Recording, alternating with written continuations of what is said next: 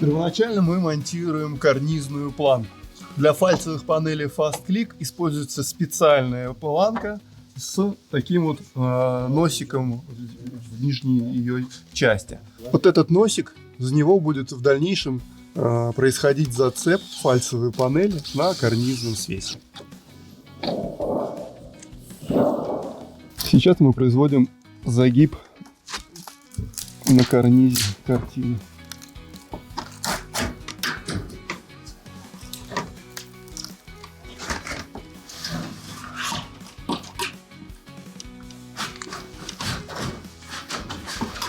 Дальше этот карниз цепляется за карнизную планку, как мы с вами об этом и говорили ранее.